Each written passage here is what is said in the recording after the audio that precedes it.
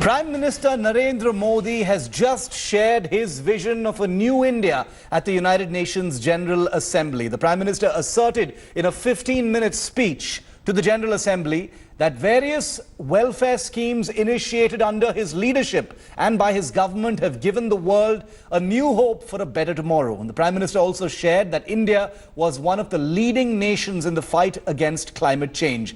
Addressing the 74th session of the United Nations General Assembly, the Prime Minister exuded confidence that the experience from these projects could be beneficial to those nations who, like India, are striving for development. Prime Minister Modi, though, steered well away from any mention of Pakistan, but exhorted the international community to stand united against terrorism, which he described as the biggest challenge not for any single country, but for the entire world.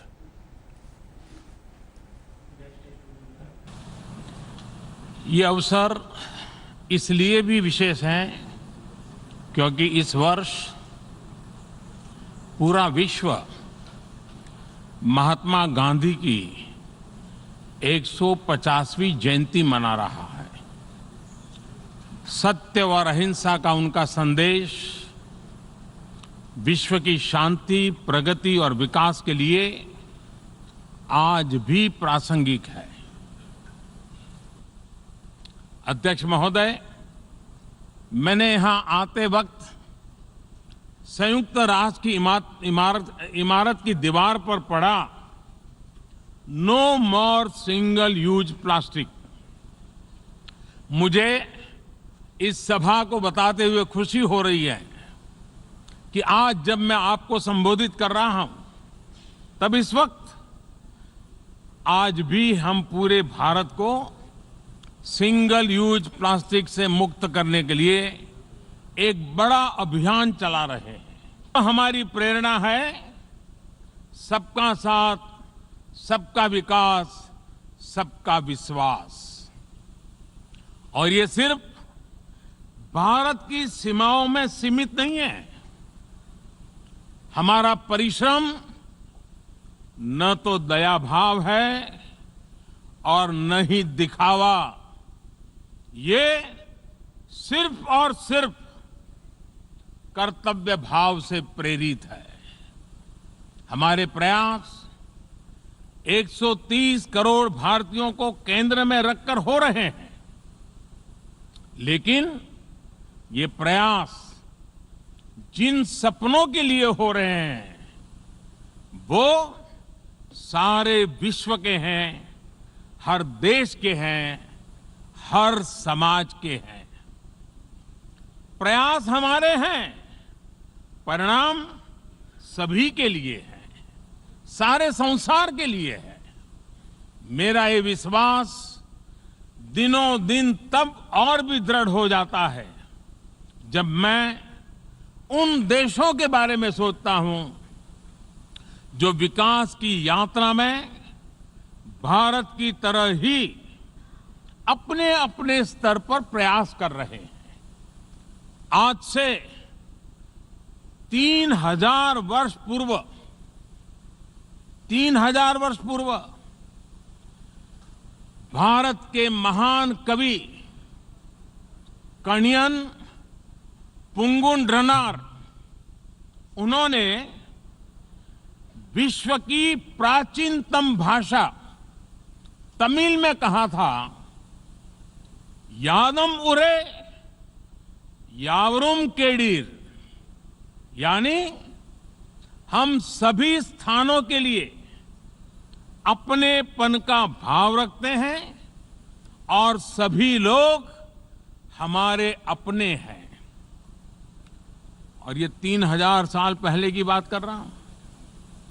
देश की सीमाओं से परे अपनत्व की यही भावना भारत भूमि की विशेषता है। भारत ने बीते 5 वर्षों में सदियों से चली आ रही विश्व बंधुत्व और विश्व कल्याण की उस महान परंपरा को मजबूत करने का काम किया है। हम उस देश के वासी हैं जिसने दुनिया को युद्ध नहीं बुद्ध दिए हैं, शांति का संदेश दिया है।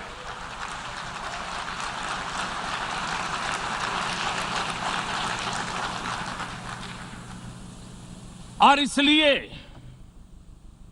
हमारी आवाज में आतंक के खिलाफ दुनिया को सतर्क करने की गंभीरता भी है और आक्रोश भी।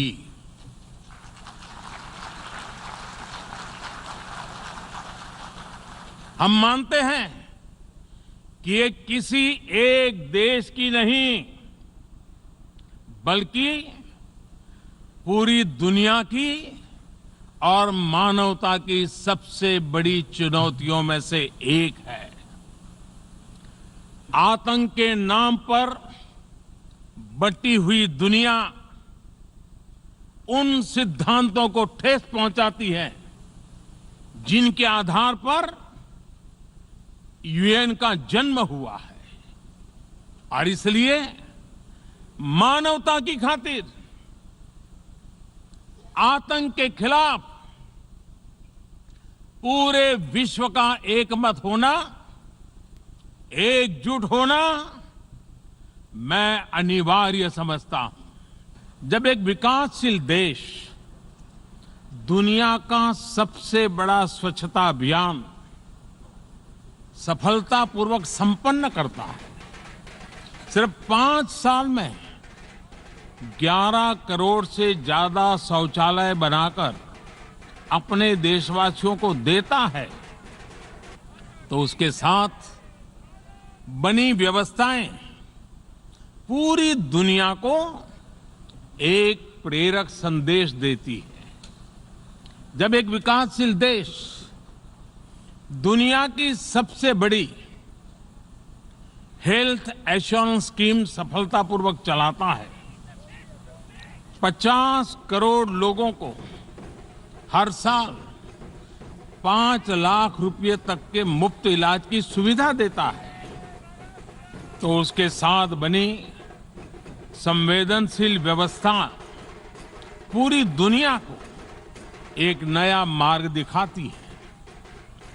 जब एक विकासशील देश दुनिया का सबसे बड़ा फाइनेंशियल इंक्लूजन कार्यक्रम सफलतापूर्वक चलाता है, सिर्फ 5 साल में 37 करोड़ से ज्यादा गरीबों के बैंक खाते खोलता है, तो उसके साथ बनी व्यवस्थाएं पूरी दुनिया के गरीबों में एक विश्वास पैदा करती है। जब एक विकासशील देश अपने नागरिकों के लिए दुनिया का सबसे बड़ा डिजिटल आइडेंटिफिकेशन प्रोग्राम चलाता है, उनको बायोमेट्रिक पहचान देता है, उनका हक पक्का करता है, भ्रष्टाचार को रोककर करीब $20 बिलियन से ज्यादा बचाता है, तो उसके साथ बनी आधुनिक व्यवस्थाएं पूरी दुनिया के लिए एक नई उम्मीद बनकर के आती है। आने वाले 5 वर्षों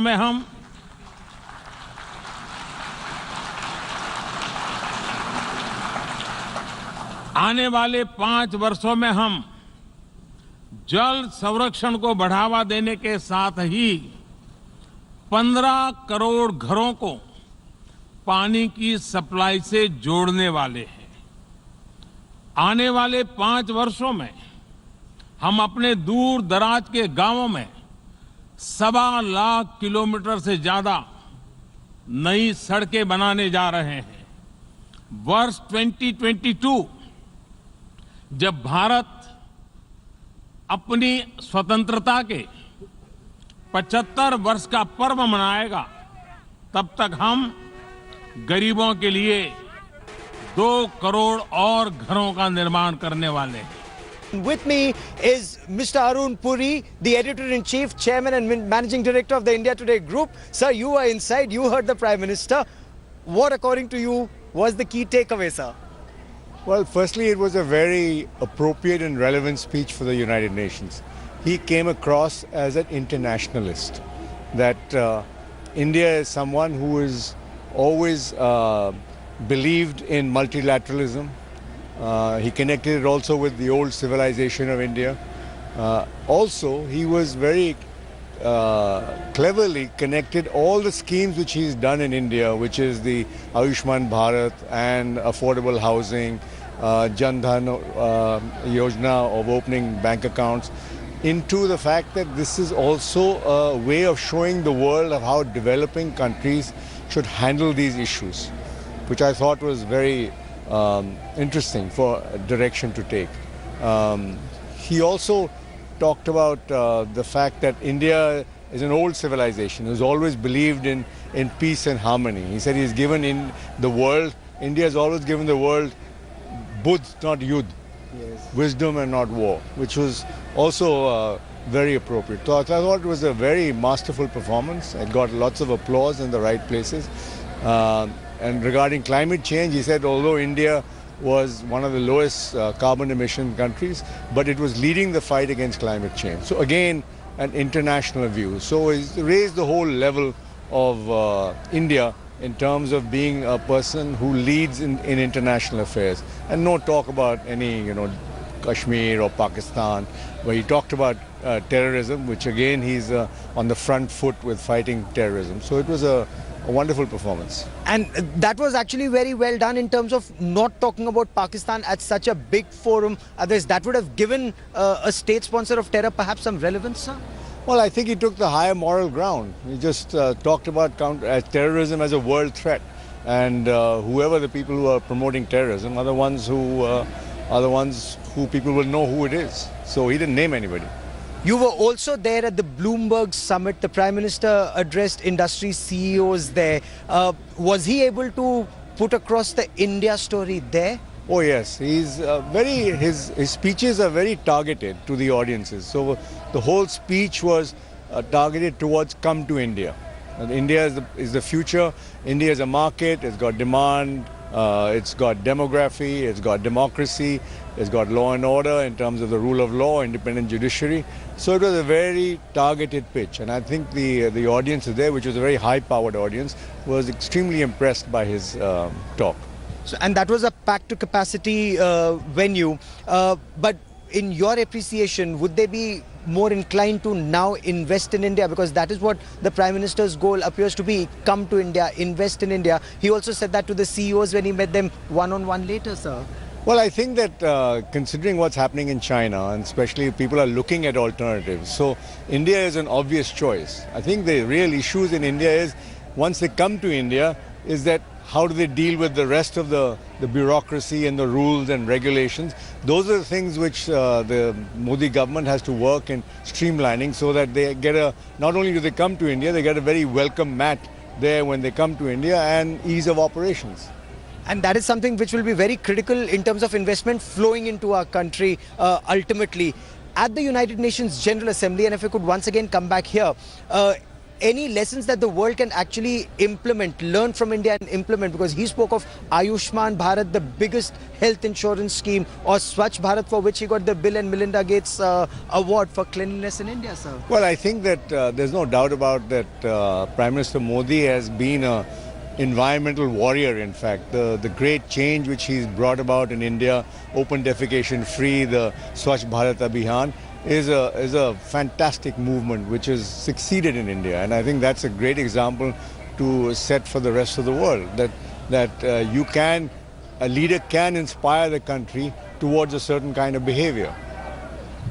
Outside, so there was celebration inside. Not just Indian diplomats, but diplomats from a number of other countries came in to shake his hand. Outside, there's a virtual festival going on, Festival of India on the streets of New York, the 1st Avenue, 2nd Avenue, 48th Street, and you have dhol, nagada, tashas going on in people in thousands. Does that in a way also show that it's a more confident India even in US? I mean, we're very proud of ourselves world over. That of course, but this is the United Nations. These protests are kind of routine here. I don't think we should pay much attention to it. India should carry on the path which the Prime Minister has laid out, and I think he raises the level of India internationally, and we've all seen that, and especially with his personalized democracy. I think it's a great achievement. And even after this address, he then has another series of meetings before he flies back to India with the Prime Minister of Bangladesh, with the Prime Minister of Bhutan. So you also saw whether it's dealing with the US President Donald Trump or with the Prime Ministers and Presidents of the Caribbean countries, the Prime Minister does try to spend time with diplomats world over and with leaders world over. Well, we all know that he's the most hard-working Prime Minister I have ever seen, and he doesn't waste a minute. So he uses his time completely to do something or the other, meet all the people he can. I think that's something which helps India greatly. Mr. Puri, for the moment, many thanks for speaking to us here at India Today. Thank you. This is amazing. The Indian Prime Minister spoke for 15 minutes. The Pakistani Prime Minister has spoken for 50 minutes, 50 minutes. And it was a speech that was replete with violence, with intimidation, with talk of war. While Prime Minister Modi pitched for peace, Pakistan's Prime Minister Imran Khan, who fumbled through those 50 minutes, has once again resorted to non-stop warmongering, now claiming that anything can happen between the two nations. I don't want to spoil it for you. Listen in for yourself. Supposing a country 7 times smaller than its neighbor is faced with the choice. Either you surrender or you fight for your freedom till death. What will we do? I ask myself this question. And my belief is, La ilaha illallah, there is no God but one. And we will fight. And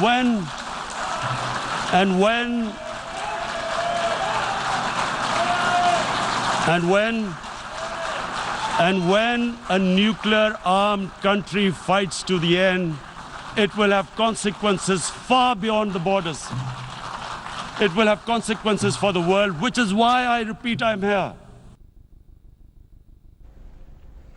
I want to bring Gaurav Sawant in on this. He's our man on the ground in New York City. Gaurav, you know, the speech by Imran Khan shouldn't surprise anybody, but what a contrast, Gaurav, with the Indian Prime Minister's speech. The Indian Prime Minister's talking about Buddh, not Yudh. And here you have Imran Khan virtually threatening nuclear war.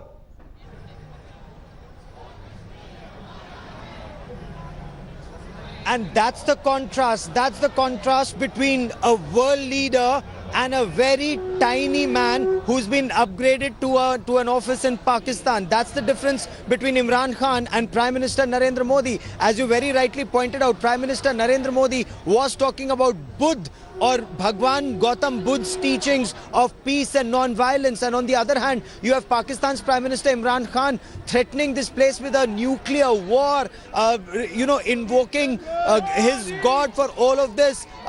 He went on to talk about terror, he went on to talk about nuclear stuff, he went on to talk about RSS, and that kind of shows Pakistan Prime Minister's insecurities in this region. 15 minutes is the allotted time. 50 minutes is what Imran Khan spoke at the United Nations General Assembly podium shift. For the benefit of our viewers, there is a red light that keeps popping up when your due time is over for 15 minutes. And in Imran Khan's case, that light kept going, kept popping up, and Imran Khan just didn't stop. So it was a very confused, a very nervous speech of Pakistan's Prime Minister, where he invoked nuclear war with India. What did he say? That as a smaller country, they can either surrender to India or fight to death. And then he goes on to say, what when a nuclear nation fights to death, it will have consequences for the world. So very typical Imran Khan, nuclear saber rattling and trying to get the world's attention to focus on Kashmir, which unfortunately for him, he's not getting, Shiv. Gaurav, thanks very much for that. Huge contrast in those speeches, and we will, of course, split those sound bites from those two speeches so you can get a real-time sort of sense of how different those two speeches were. I want to introduce you to our guest this evening as we look at the Prime Minister's speech and Imran Khan's speech, and we'll comment on both. Rajiv Dogra, former Indian diplomat; Patrick Payne is a strategic affairs expert; Raj Chengappa is our group editorial director here at the India Today Group; Seema Sirohi is a well-known columnist with the Economic Times and other publications; Michael Kugelman is South Asia Senior Associate with the Wilson Center. Welcome to all of you. Thanks for being with me here on News Today. Raj, I want to kick things off with you.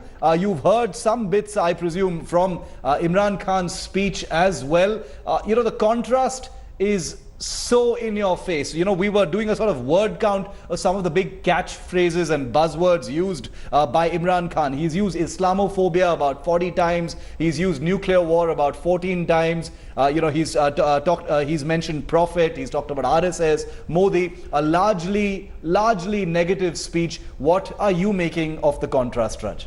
Well, firstly, I think Prime Minister Modi's speech was very well calibrated. It was succinct. He had several messages that he wanted to get across, that India had become the leader in terms of development, that they had a global contribution that they could make towards it. He was statesmanlike in the way he described it.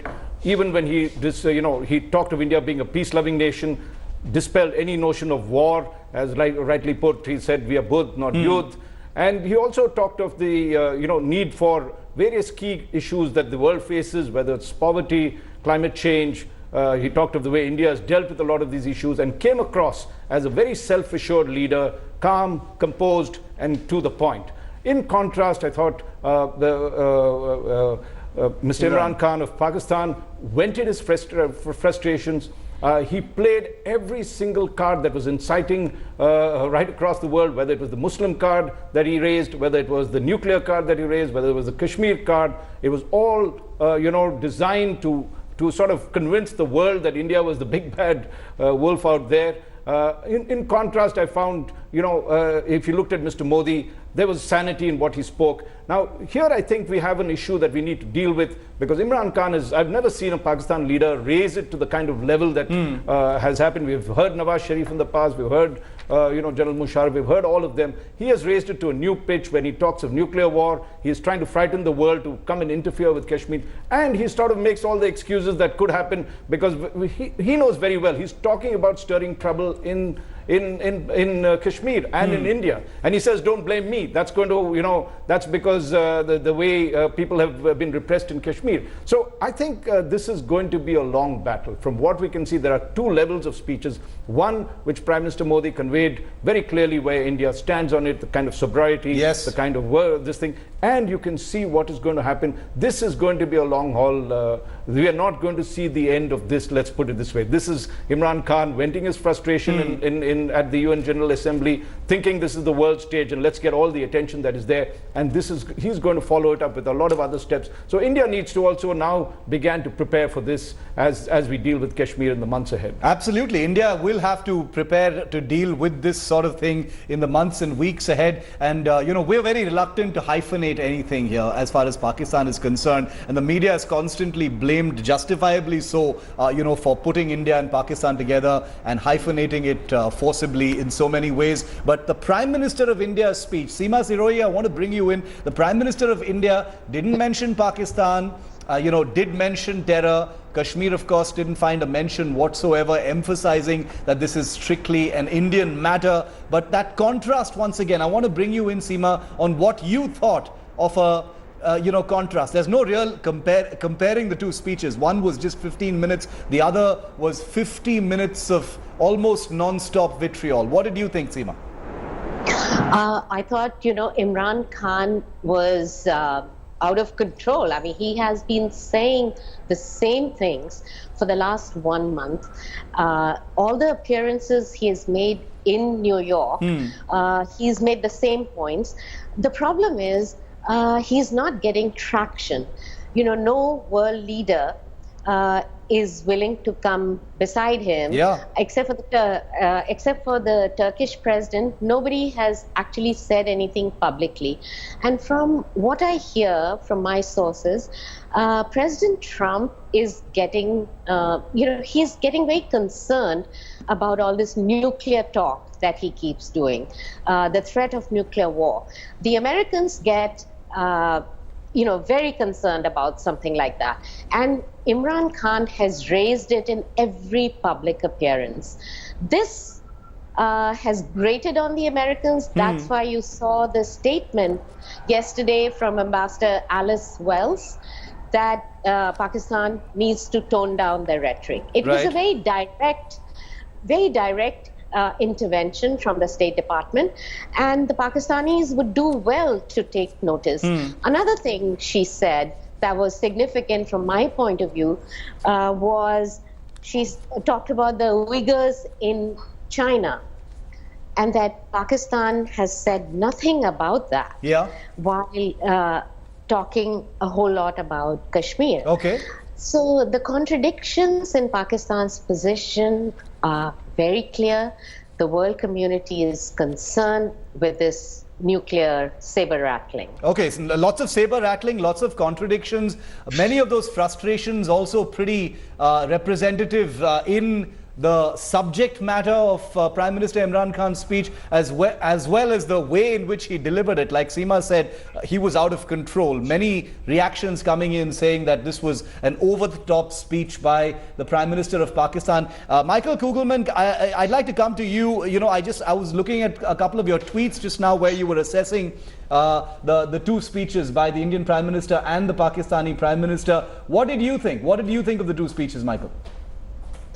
Well, certainly I agree that the tone and the content of both speeches was strikingly different, but that's not a surprise because these are two countries that occupy two very different places right now. Yeah. India is a much more confident country that is a rising power, and I think that Modi wanted to essentially try to showcase India as a willing and able and responsible global partner. And so hence he focused on India's efforts to combat the type of challenges that are shared by all countries in the world, such as terrorism, climate change, and the like. Whereas by contrast, Pakistan, is obviously in a much more insecure place than India is. And so it was clear that Imran Khan's speech would be one rife with grievance and victimization type arguments. However, we all knew that Imran Khan was going to focus a lot of his speech on Kashmir. And in order to do that, in order to build to his points on Kashmir, he had to lay out a number of grievances, including the Islamophobia issue, which I must say is a very significant problem. So I'm glad that he brought that up. But in that sense, just because these two countries are in a very different place and one country is much more confident and secure than the other is, it's not a surprise that we had these two speeches that were so different in tone and content. Okay, Michael, stay with me because, the Islamophobia, the word Islamophobia was used by Imran Khan at least 40 times during this particular speech. Muslims, Islam, Islamophobia, he invoked it over and over again. And I can't help, Ambassador Dogra, coming to you, I can't help mentioning here that this speech where he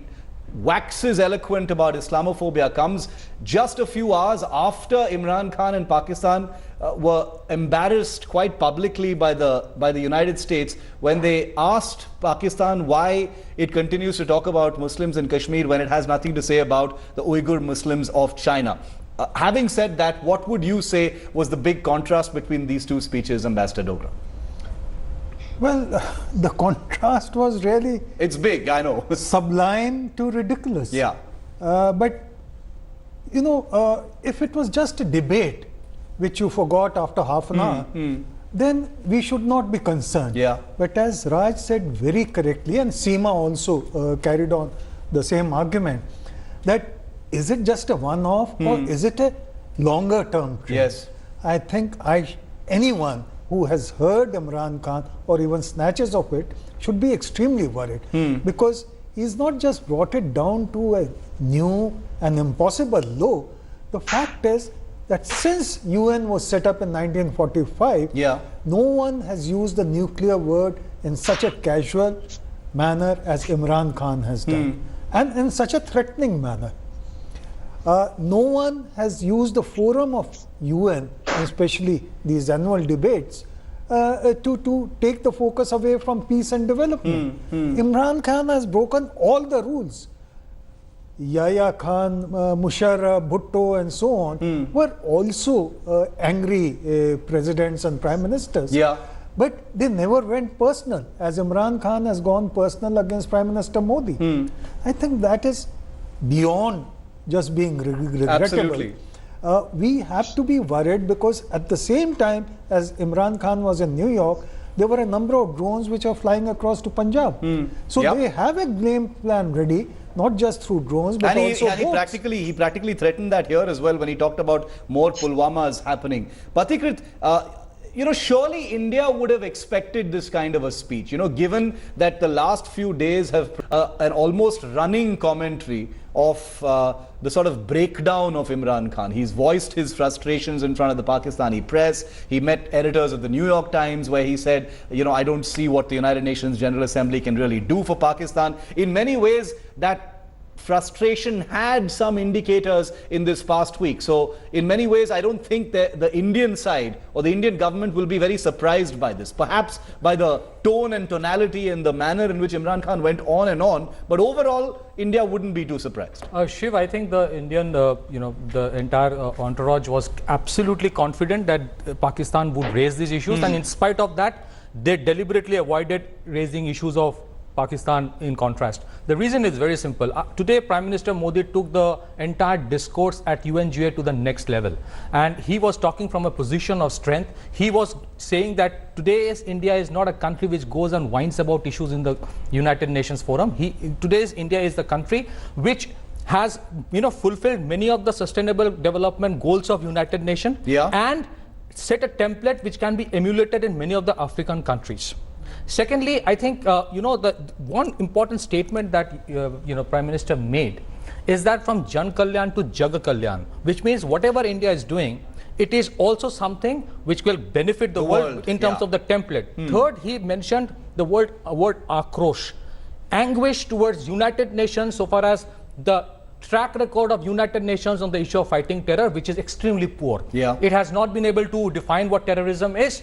So far as Imran Khan is concerned, look, what do you do if you are Imran Khan and if you are perhaps giving your last speech in the United Nations General Assembly and you have a sword hanging on your head because your entire deep state is desperate that you haven't been able to internationalize the Kashmir issue, and you have not been able to get a financial bailout.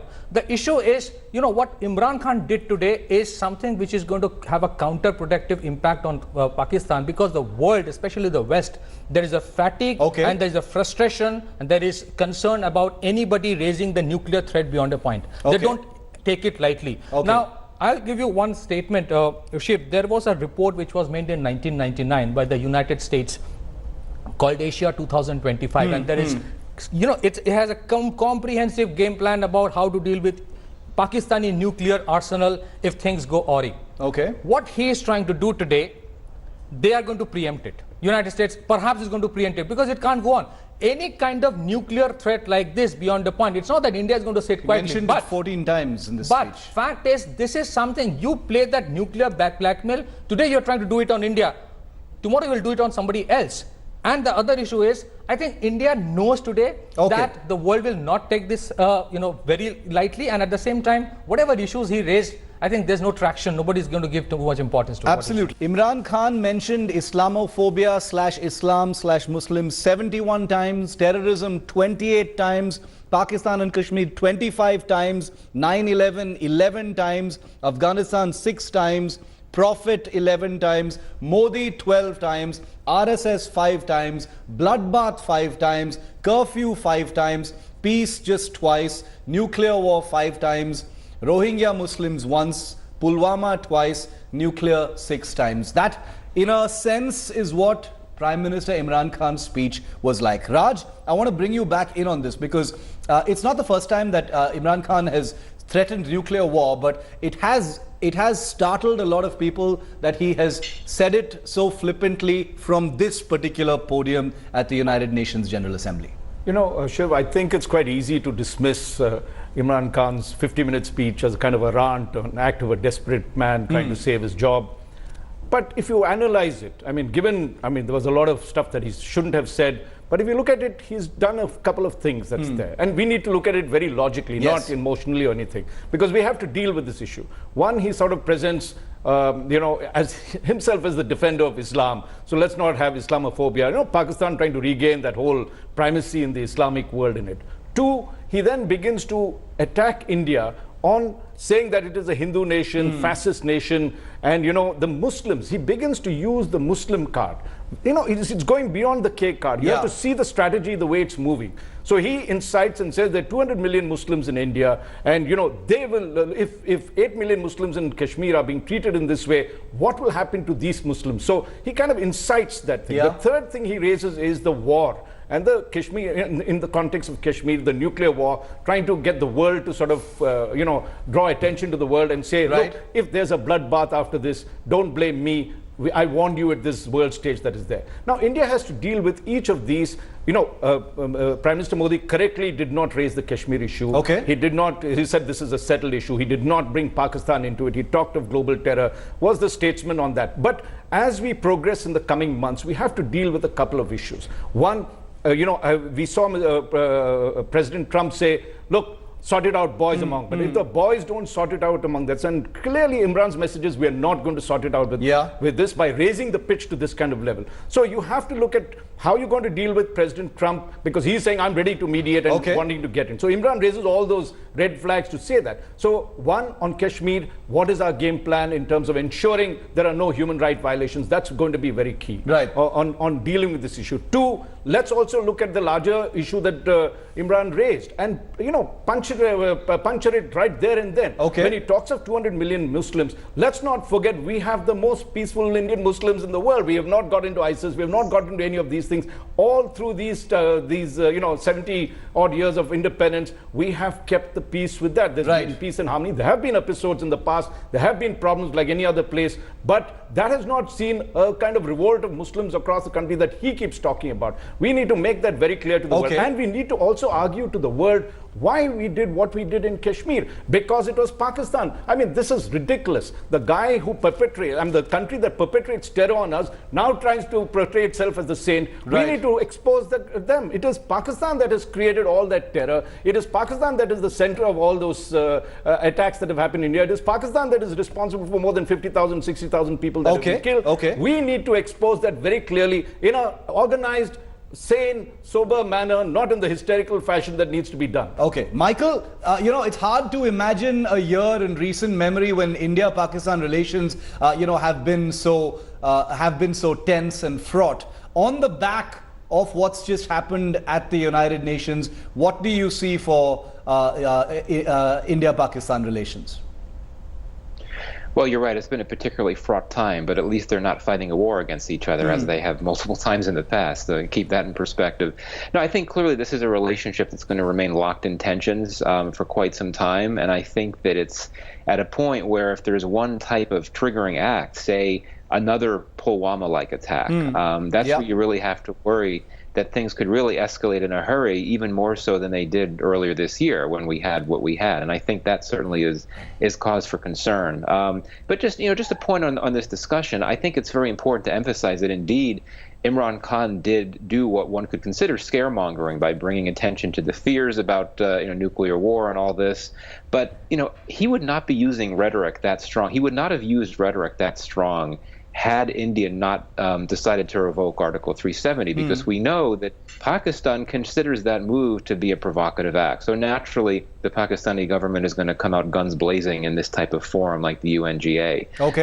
Secondly, if you're Pakistan here giving this speech, you know that you're going to get more traction or more attention from the international community if you pitch the Kashmir issue from the lens of a stability risk, more so than pitching it from the lens of a humanitarian concern. The world has so many terrible humanitarian crises these days that it's hard to get the attention on one over the other. So in that sense, I'm also not surprised that Prime Minister Khan tried to bring attention to the risk of conflict, including nuclear conflict, even if he's being a bit exaggerated, in my humble opinion, if he pitches it that way. But that makes more sense, I think, from the perspective of trying to get more attention and support for Pakistan's side from the world.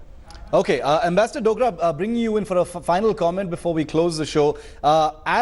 As a former diplomat, as someone who's worked on India's foreign policy, what comes next on the back of something that was being interpreted as fairly belligerent? As Seema said, it sounded like it was out of control. Raj says everything needs to be assessed, objectively, without emotions. As far as policy is concerned, what does this change? Well, firstly, I think India has prided itself in being a soft power. Now, when you're dealing with a country which is becoming more and more irresponsible as a power, should you remain a soft power or should you become a sharp power? I think the time has come now for India to anticipate Pakistan's move and rather than being reactive, have the game plan ready for their next misadventure. Because, as I said earlier, drones coming across to our Punjab are a warning. Imran Khan's speech, both his personal attack against Mr. Modi and the ranting on nuclear issue, are a greater warning. Having raised the pitch to this high, he cannot go back to his own constituency domestically and say that now I'm ready for peace and talks. So he has crossed that red line which he could have erased in a speech in UN. So we have to worry about what next, and I think over the next 2-3 months probably there will be reason for us to be extremely on our guard, because false flag operation that he keeps on repeating. Absolutely. And he keeps talking about Pulwama, another Pulwama. Something up their sleeve. In fact, that's something that India Today also reported just a couple of days ago about a 360-degree intelligence alert. Pakistan has been saying that India is going to mount a false flag operation. So all of those things are going on. And I agree with Michael. You know, if the real thing to worry about is if there is another Pulwama-like situation, who's to say that the two countries won't actually go to war? I want to bring in Kamar Chima, who's an analyst from Pakistan, for a perspective from the other side. Kamar, good evening. Welcome to the show. Your assessment of the speech, it is being seen as, a very two big contrasts in the speeches. But Imran Khan, a lot of saber rattling, nuclear war, a very different speech from India's, the Indian Prime Minister's, Kamar.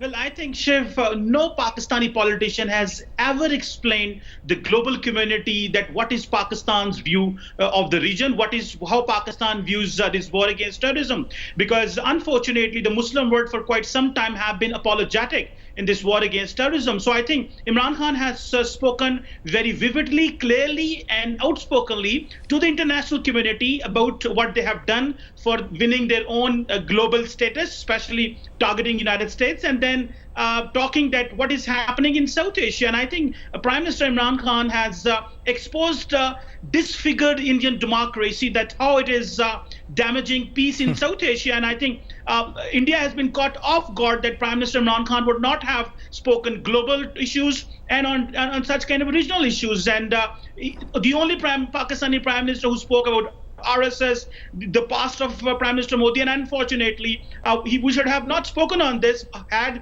India would have talked to Pakistan. And I think today, Prime Minister Narendra Modi would have been thinking that he has internationalized Kashmir issue himself, although he's not talking on Kashmir, but Prime Minister Imran Khan spoke for many minutes on Kashmir. So I think there's a wonderful Pakistani advocate in the UN, a huge case, a huge win for Pakistan. Okay, that's a pretty epic level of denial. But if the contrast and the takeaways for you after all that are about India's rigged democracy and its effects on the region, then what is really left to say? But Kamar is going to stay with me. I'd like to thank all of our guests. Kamar stays with me. Thanks for watching the video. For more such news and updates, please like, share and subscribe to India Today. Also check out our other great videos from our channel. We know you would love to.